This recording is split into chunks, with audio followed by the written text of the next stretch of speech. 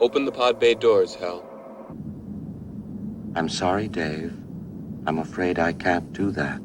And if you made it through this movie, you should feel proud of yourself, almost like making it through a final report. Let's see, we've talked about the model, we've got the prediction equations. I think at this point I'm ready to start going through each of the variables. I was taking a little bit of time to look through some of my notes, and stock is there. It looked like the slope was supposed to be negative, which it was negative, and that's good.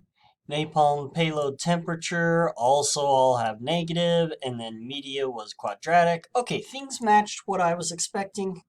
And here's where I can use all those notes that I made to myself. Let's grab those. And of course, it doesn't really read like a report, so I'm going to fix this up. Turns out I have a thing against periods, so I needed to put those in to get brings. Why? You don't like? Each extra personnel will bring. How about that? Okay. Now here's a chance to get bonus points. Are you listening? You can get bonus points on the final project by saying, why would a spy cause a drop in enemy deaths? 11.56 on average. Well, I don't know. I just came up with this. All the spies are double spies hiding enemy troops. Now, maybe that's wrong. I mean, this is randomized, so who really cares? The idea, though, is by you coming up with an idea, you can spur the client to think of possible reasons. This has been very helpful in real life many times. If you come up with, here's a possible reason why this effect is negative, you'll either get it right, which helps them understand things, or it'll be wrong, but it will spur them to say, hang on, let me think about why this is, and that's a good thing.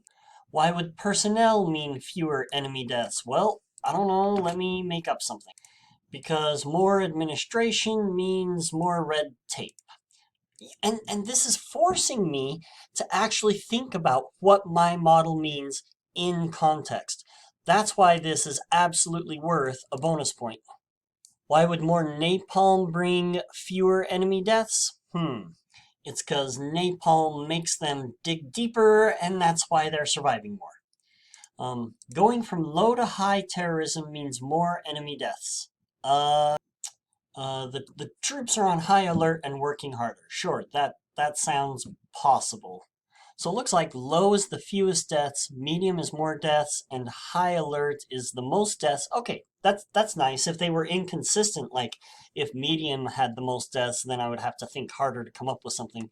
But here I am digging through my model and saying why this could make sense in our fictitious world. Pretend you're, I don't know, part of a movie set and there's inconsistencies, but you've got to think to yourself, why might it be that way?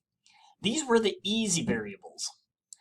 Missiles was a little more complex because it had this kind of plot here.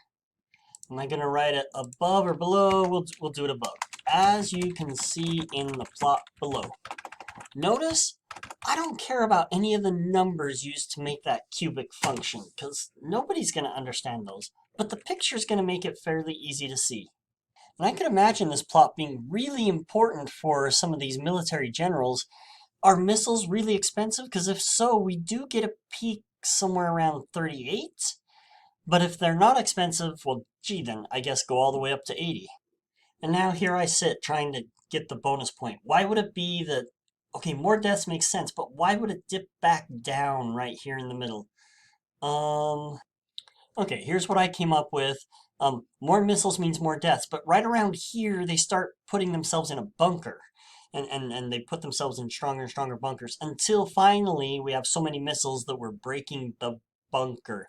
And if you're sitting there thinking, that sounds stupid, cool, you come up with your own reason. And for the bonus point, we tend to be somewhat open to ideas. As long as you have an idea that could explain why this curve might be happening, that's worth a bonus point. Oh yeah, this plot with the interaction. That's not going to be super easy to explain. I went ahead and put the same plot but with the data on it to see if I like that better, and I'm going to say no. I think this one is a better plot for showing the effect. Copy this guy. And this time I'm going to write below the plot just to be thoroughly inconsistent, as you can see in the plot above. Well, Interaction plots are always tricky. How about we do it in the next video?